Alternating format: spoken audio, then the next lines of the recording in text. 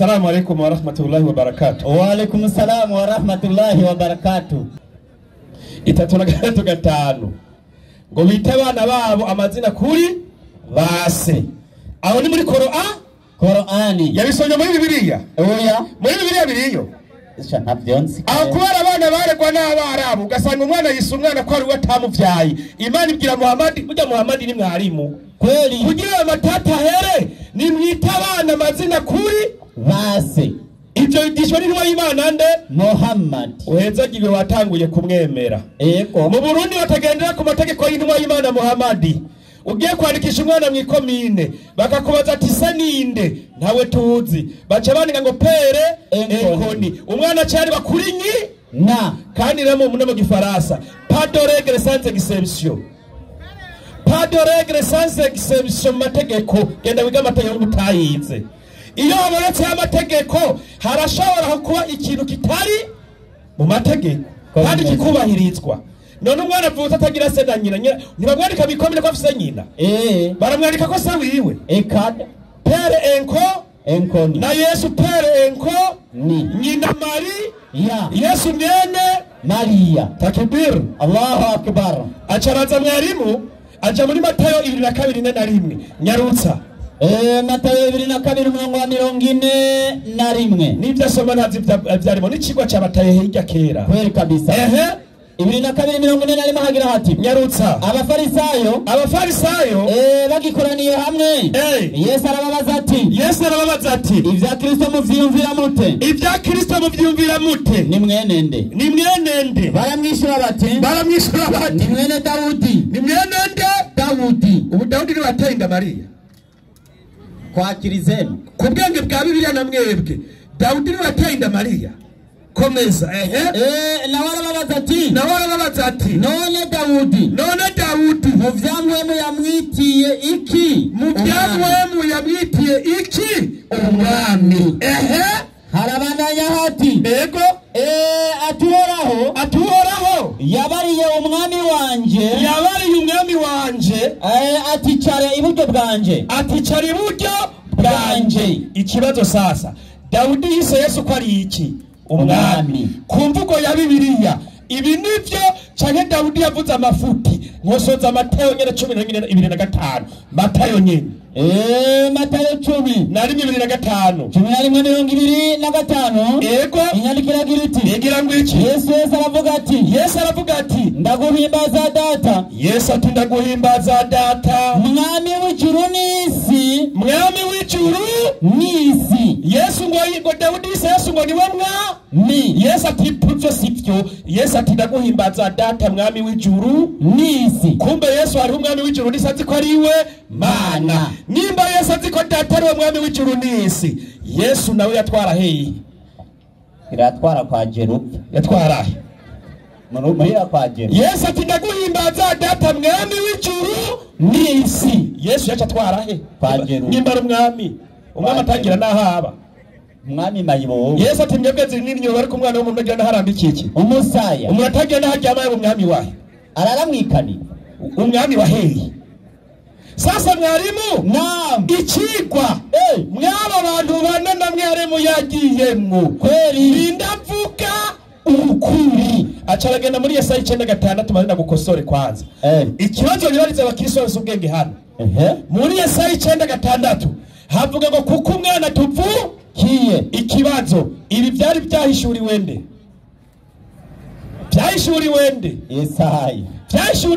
Yesaya oya reka bishure byahishuriwe nde abishuriwe nande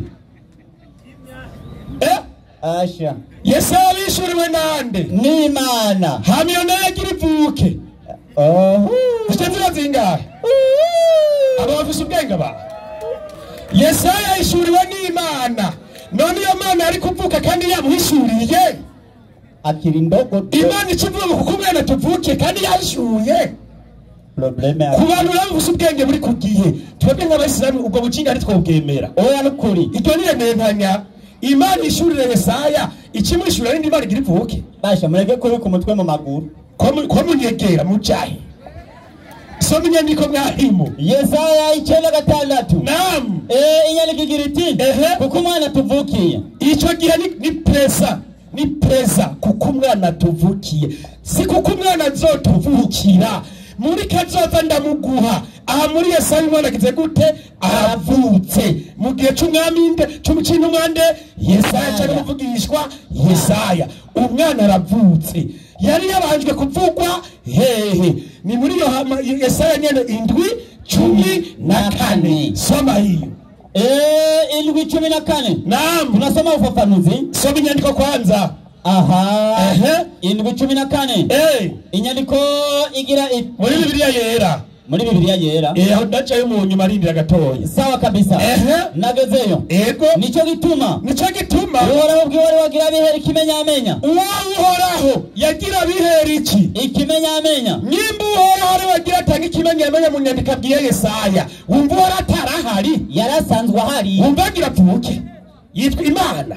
Kibazo ni mu mutwe. Aha mu mutwe nyene byarabacanze muracagiye mu muriro. Kwemeza. Raba. Inkumi zosama inda. Inkumi zosama iki? Inda. Izosama kazoza. Future tense. Izosama inda. Siyasamye. Biriko biravugwa nani? Bivuzwe muri Yesaya 7:14. Umwana acavuka muri Yesaya 9:6. Yesu naranabaho. Kubabandanya. Izosama inda. Ego. Ivyara umwana w'umuhungu. Iyo nkumi bizosama inda ivyara umwana w'umuhungu. Izomwita Emanueli. Izomwita sizo azoba. Izomwita. Mwumve kuba no kwitwa biratandukanye. Ego. Urubu n'ubuki. Uwo mwana azotungwa n'ibintu bibiri. Urubu ni iki? N'ubuki. Nimba uyu Emanueli ari Yesu. Yesu yari yuguruye yatunzwe n'urubu n'ubuki gusa. Nivyo bizomutunga. Yataraguye amasamaki n'imikate bose barorera. Namwe mukagira ngo ni Yesu. Ivyo murabwira mu bukristo mu bigisha batiga. Ariko kubasomye kuri wa Imana Muhammad sallallahu alaihi. Reka ndakubwira n'uwo mugore azosama inda ntuzi n'uwari we. Bibiliya isobanuro yo murongo. Ubanze ko nivyo muvyemera mwebwe. Soma inyandiko. Inasema. Ivuga ngo iki? Bikira atapata mimba. Uwo yavuze ngo azosama inda uwo mugore ninde? Mwanamke huyu mwanamke anayejulikana vema na nabii na mfalme ni bibi mdogo n'umugore mutonya wa mfalme w'umwami Ahazi. Ikibazo muremera ko umugore agira kabiri wanyabaho? Ekada ko mugabo umwe wapi aca bavyarira Imana. Muheza gigwe rero udamusiderosa makuru ko abakirisu basigaye bemera umuntu afite abagore bangahe? Babiri. Kuko no nkumi yasamye rikavyarira n'umwana yitwa Emanueli yamusamye ku mugore agira kabiri. Birasigura ko Imana abakirisu basenga yabyawe n'umugore agira kabiri. Muheza gigwe kenda miri Allahu akbar cha kwishure acharanza mwarimu. Naam. Avuga ati Yesu niwe Mesia. Yasomye ufafanuzi wa Biblia. Achavuga ati Mesia niwe Yesu. Jerbe gena wihiki kandi Imana ndaguhaye gusa. Ndindira. Mesia soma Biblia ikirundi kwanza. Yesaya 4:5 ucusubira no mu Giswahili. Ndamwigisha n'umwana mu wa mbere. 4:5 murongo wa mbere agira ati. Agira ngo iki? Ibi nivyo jewe Uhoraho mbwira. Uwo narobanuje amavuta. Mesia bisigura uwarobanujwe iki? Amavuta. Abiswe ba Mesia ni benshi cyane muri Biblia. Ni ngorane ugira hajya nta Yesu wasomye. Wumvise Mesia ngo niwe Yesu. Niwe kuro banzorendere. Kubwo ubumenyi bukufise wumvise Mesia wumva ngo niwe Yesu. Nico gituma Korani yacivuga ati Yesu Mesia mwene Maria. Kugira ngo ntumwitiranye n'undi Mesia. Bamugenda kwiga bavu mwita kuro. Ntorera Biblia na Igiswahili sasa. Nivyo yitwa Mesia uyo canke sivyo. Ubwo rubumenyi bwa gusanga uhari bwo waruhutse. Inasema ivuga ngo iki? Haya ndiyo Bwana amwambia Kureshi. Haya ndiyo mama amwambia Kureshi Masihi wake. Mesia we Koreshi ni Mesia. Ni Yesu. Gerusenge Koreshi. Gerusenge Koreshi nawe ni Mesia. Yesaya 5:5 kwanza umurongo niwe natanze. Tatizo akili. Kuhangayika. sasa ikibazo Yesaya yemeje neza yuko Yesu Imana ari imwe rudende. uyu nawe cyaragwa aravuga ati Yesu ni umwana w'Imana umutwe muri tabacanzagaye asha genda bona Yesu ni umwana w'Imana wumva kibaye Imana nukubacanga tuje kwa rujanti abakristo bakwesa n'umwana w'Imana mugira uko nimutuza amaboko okay rero barakuvuye ko kumbe Yesu sima ni umwana w'Imana nibyo si sawa asha reka nabibariza akabazo k'ubwenge abakristo aho byatora ndibira mwarimu ndabasuzume kweli niba ko Yesu ari Imana si sawa Matayo 3:13 Matayo ubutumwa bwiza bwanditswe na Matayo kandi azi murabyina 3:13 nyarutsenga niko nagezeyo ico gihe Yesu ava Galilaya aja kuri Yorodani ico gihe Imana y'abakristo yitwa Yesu iva ku Galilaya igiye kuri Yorodani aje kuri Yohana azanywe no kubatizwa nawe agiye kubatizwa na Yohana yari umupagani yari yarabatijwe ariko Yohana agomba kumwankira ari jewe nkwiye kubatizwa nawe none uje kuri jewe Yohana ati je ndizi ko ni umupagani narabatizwa ati Yesu ugende wari kubaza kumbatiza kuko yarayizi ko ari umupagani Yesu amwishura ati Yesu acamwishura ngo bikunde kuko ari byo bidukwiye ngo dushitse kugororoka kose buno aramukundira Yesu amaze kubatizwa acava mu mazi Yesu bacava mu mazi ijuru riruguruka abantu mu Imana manuka asa n'inuma Yesu acabona bamwe mu Imana manuka asa n'inuma amugwako acagwa kuri Yesu buno rero ijwi riva mu ijuru riti uyu niwe mwana wanje nkunda kampimbara ibyo ni sawa ikibazo sasa nyuma mufise ubwenge buri ku gihe neza iryo jwi ryavuye mu ijuru ko Yesu ari we Mana ati uyu niwe mwana wanje nkunda kampimbara ryari ryande tubwire twe dukoresha ubwenge ni hakiri iryo jwi risigaye mu ijuru uyu niwe mwana wanje nkunda akampimbara iryo jwi ryari iryande nimba Yesu ari we Mana ko yari mu isi hejuru hasigaye yiki kandi habanje kuza mpwemu w'Imana ntugego weca muri mpwemu rero bisigure atubwiye nta mpwemu yaratugiye ataza bisigura muri mpwemu nawe turaba teka mitwe gusa hari ibintu by'iteka mitwe mu nyandiko muzamurabireka musome ibintu uko biri ari byo mukeneye mubwira abakristo babahe oya barabona bakunda mwarimu bage kubesha kandi barabemera ntiborina kubahenda bababwira ukuri hama babahe si sawa mwarimu kubera iki mwarimu bimeze uko Yesu yigeze abiki Imana niyigeze abakumwe n'Imana inena si Yesaya kuri Yesaya reka twibarize Yesaya mbe Yesu uyu cyarumve ko yabashe ngo yari buryo bw'Imana hariya muri wa mwami ngo ari buryo bw'Imana Yesu byo bari byo yamyeho nkuko babivuze ngo imbere ya Aburahamu yariho mbe yarari ibi inena kane binakana Yesaya inyandiko igira iti igira kwiki ukuri ko yaragize umucunguzi wawe Jerobo uhora umucunguzi wanyu mwebwe abakirisi imbure zimwe navuze ga wakubumbye uhereye ukiri mu nda uriya yakubumbye uhereye ukiri mu nda ati ni jewe uhoraho ndema byose ni jewe uhoraho ndema byose naguye ijuru ndumwe ngaranzura isi Imana irakubaza ati ngaranzura isi hari uwo twari kumwe Imana imwe mwari kumwe nande yibwire rero bari kumwe indago z'abanyabinyama nk'abajeruve ibyo muze muraraguza ngo Yesu horanye n'Imana muragutsa ndazihindura ubusa muragaba Imana uzonda gutsangiza hindura ubusa abapfumu nk'abakaziri mu mwanya rero muragaba mutangura gupfumura ngo Yesu horanye n'Imana nabateza ibisazi basha mugasarira ngato barukoro cyane ni hagufi nsubiza inyuma ubwenge bw'abanyabwenge abigize abari ngo muri professeur ngo mwarize ubwenge bwanyu buza gusubira inyuma nk'abakadogo hariya akomeza inama z'abasavyi banyu ariko inama z'abasavyi b'Imana bakubwita ibyo Yesaya yavuze n'ibyo ibya Paulo sibyo ibya Yesu n'ibyo izo zica zikomeza ubwenge bwabo nkabuhindura ubupfu mukanya ubwenge buhinduka ubupfu ntumbaze ni Bibiliya yanyu sije uraze ko mucanje natukana urabizi sisaho mwarimu nego no ku sasa Yesu nawe Yesu bivugira kuri ni Yesu yivugira discours direct Yesu urigiki 14 Yohana 14:24 Yohana inyandiko igira iti Yesu itigere kumazemera cyane mwarazihakanye utankunda jewe Yesu tutankunda ntitondera amajambo yanje erega abantu mubabona kutabashaka kwitondera amajambo ya Yesu aba kandi ntiyemera amajambo yanje ego kandi ijambo mwumva Yesu atiri ijambo mwumva sijanje abamwitangwe we jambo sijanje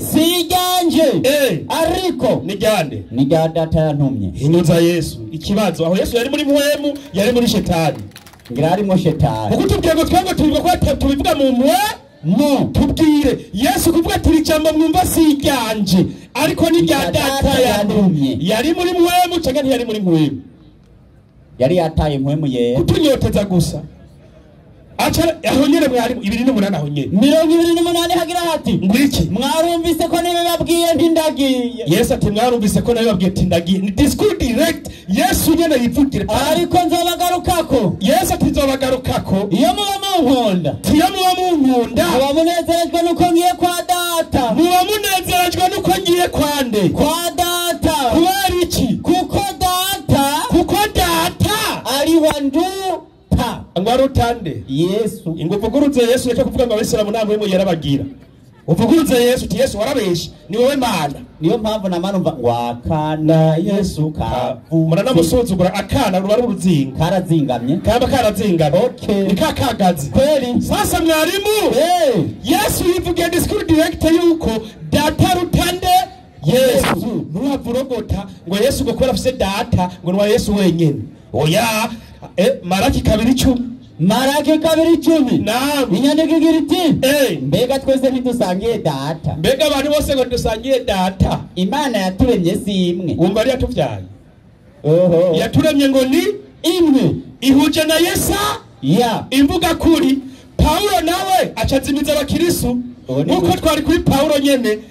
Tito 2:13. Asha oni mwene wabo nujya mwalimu yaje ubwa mbere. Ni mwene wabo nujya mugabo. Ni mwene wabo na Paulo. Ujya ni mwene wanyu. Uratse ko wavyemeye nawe. Ego kwe inyandiko. Tito 2:13. Urumurezi wabazimica abakirisu mwese. Inyandiko igira iti uwo mugabo Paulo tigeze tubona Imana. Ego. Kwitega ivyizigiro vy'amahigwe. Paulo amaze kubona yihebuye rero twitega ivyizigiro vy'amahigwe. No kuzoseruka kubwiza bwa Yesu Kristo. No kuzoseruka kubwiza bwa Yesu Kristo. Ngo niwe Mana yacu hambaye n'umukiza. Umva Yesu yabivuze. Niwe Mana yacu hambaye n'umukiza. Ariko Yesu kumusenga avuga ati dawe wa twese uri mwijuru. Paulo nawe ngo Yesu niwe Mana yacu hambaye n'iki? N'umukiza. Paulo batamwe gupinga nde? Yesu. Ariko arabo yakunda ashaka abwira ukuri. Umurizwa yaciyandikira Timoteyo nawe. Timoteyo wa mbere 2:5. Paulo ari ncabwenge. Abazimiza yababwira ngo Yesu niwe Mana hambaye n'umukiza. Ageze kwa Timoteyo ubivye yamubwiye. Soma inyandiko 2:5. Reka duhere 3. Ego ivyo nivyo vyiza vyemegwa mu nyonga z'Imana. Ati ivyo nivyo vyiza vyemegwa mu nyonga z'Imana. Umukiza wacu urumva Paulo ati oya bijya ndababwiye vya Yesu ndumubeshe. Ahubwo ivyemegwa nuko mutahura ko Imana ari yo mukiza wacu. Bandanya agomba ko abantu bose bakizwa kugira ngo mukizwe mumenye ibintu ngene bigishe ngaha. Bagashita ku kumenya ivy'ukuri kugira ngo mumenye ivy'ukuri mubone ko buri yavuze ngo Imana ni ngo Yesu niwe Mana kwa kinyoma. Yuko hari Imana imwe. Mutahura mwe abakirisu mwe yuko hari Imana imwe. Kandi hari umuhuzo umwe ahuza Imana n'abantu. Kandi hari n'umuhuzo umwe ahuza Imana n'iki? N'abantu. Nawe ninde? Nawe nyene n'umuntu. Ubona ngo n'umuntu yitwa nde? Ni Kristo Yesu. Wahisilamu takibiri. Allahu akbar. Wabatsinije ni Paulo yase kubabwiza ukuri akababwira inyandiko zibiri zitandukanye. Nivireyo oya nashaka mbona ryo munyenga. Ngira yari yagwaye Paulo usanga yari yagwaye malaria. Umwanya we yari muzima undi musi byari byamucanze. Kubera ko byamucanze Paulo mwarimu. Abiko no bambe 2:11 nyarutsa mwarimu 11:17. Naam ndabivuga nabisubire. Ariko ntagira unyumvira ko ndo musazi. Ariko ni mwaramu kamanyumviriye mutyo. Munyemere nk'umusazi. Ivyo mvuga sindabivuga bitumwe n'umukama. Paulo ivyo yababwiye ngo nabitumwe n'Imana. Nico tuma yabahenze. Ego nuko ari ivyumviro vyiwe. Ariko nuko mu mabaro wabiri mwese yabazimice. Salamu alaykum wa rahmatullahi wa barakatuh. Wa alaykum salaam wa rahmatullahi wa barakatuh. Naam takbir. Allahu akbar. Niko ivyigwa by'abamenyi bigenda. Nta kujaganya nta nduru nta kurabana. Ikinyoma gikubitiwa hashashe. Ego niko bimeze. Hanyuma reka mpamagare umuhagarikizi ku ruhande rw'abakristo kugira ngo nawe aze ahagurutse umukristo mugenzi wiwe ku ruhande rw'abayisilamu. Reka mpamagare umwigisha ku ruhande rw'abakristo akoresha iminota 15.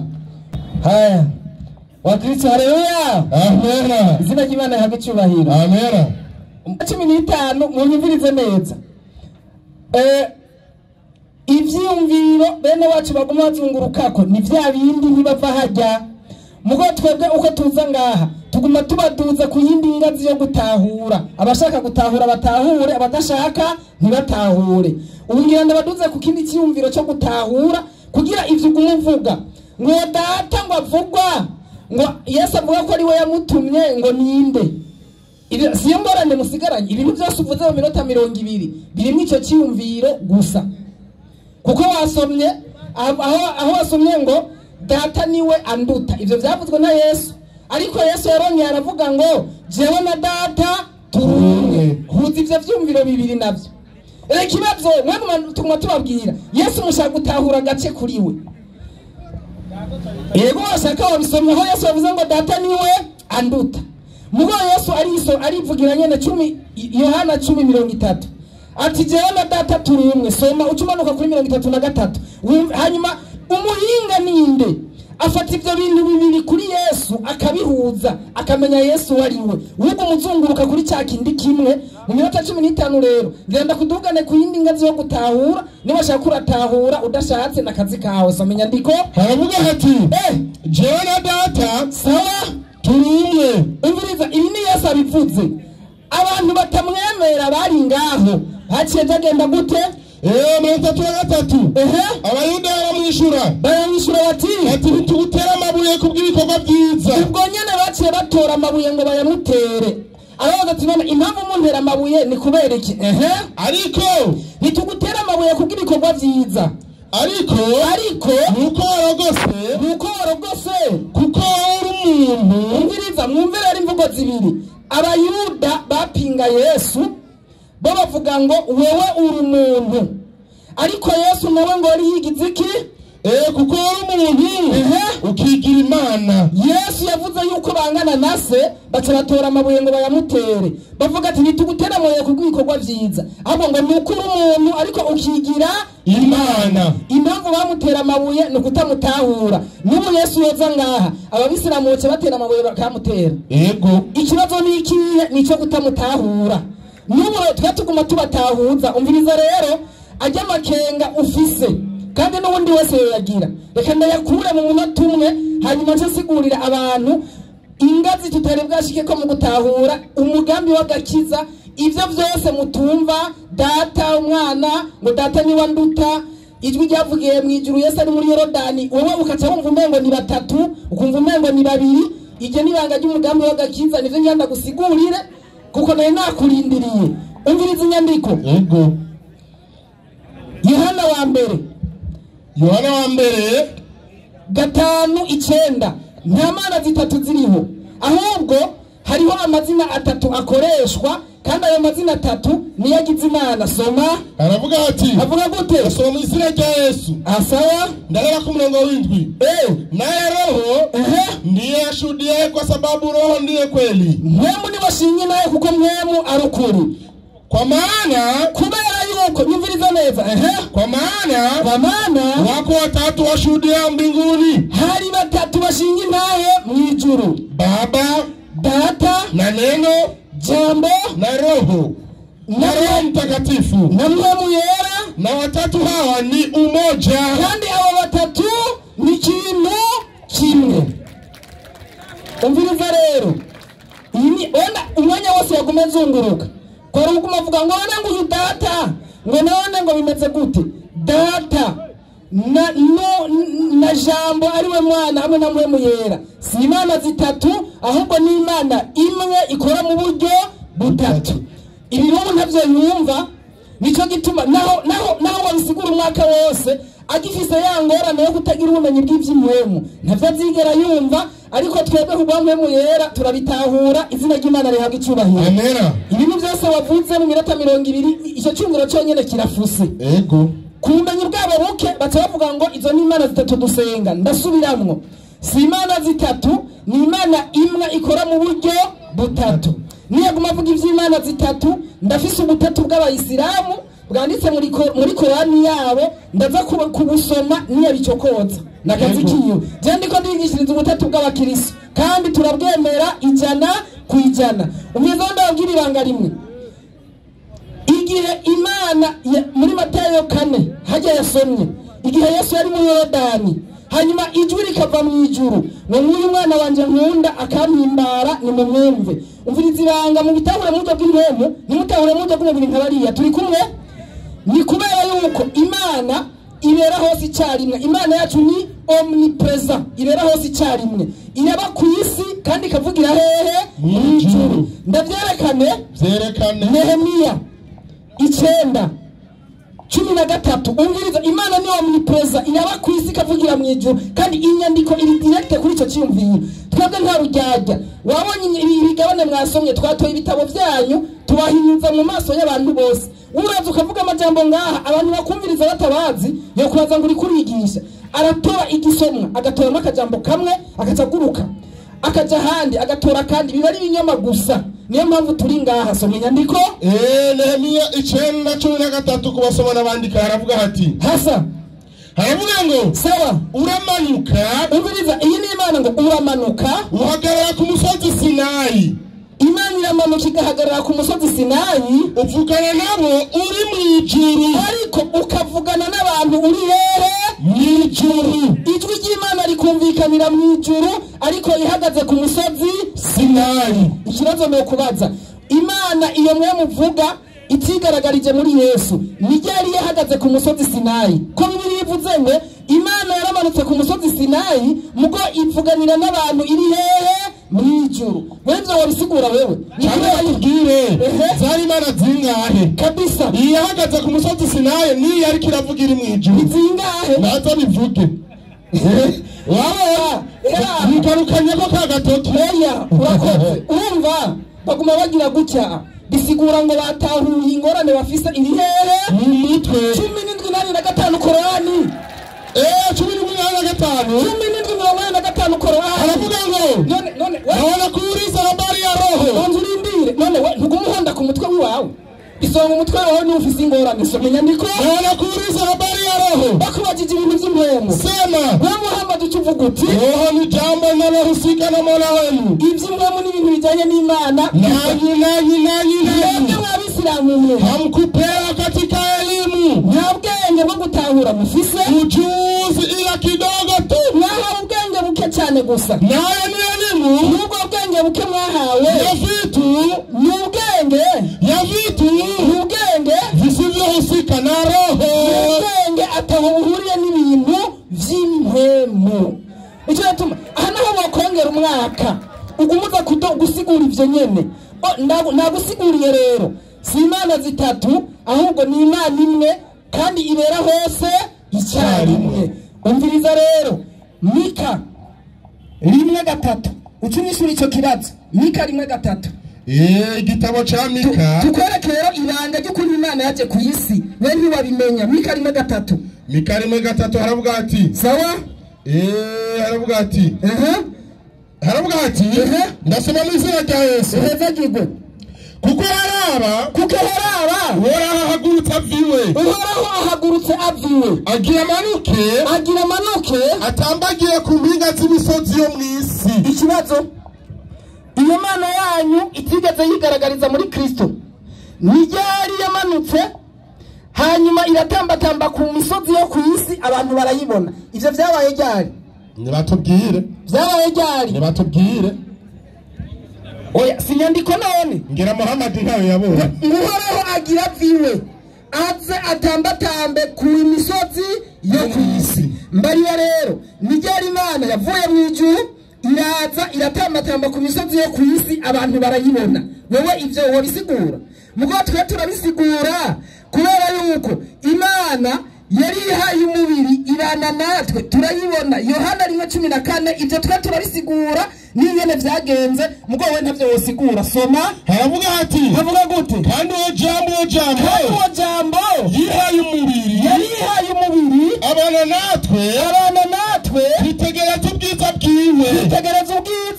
bwiwe.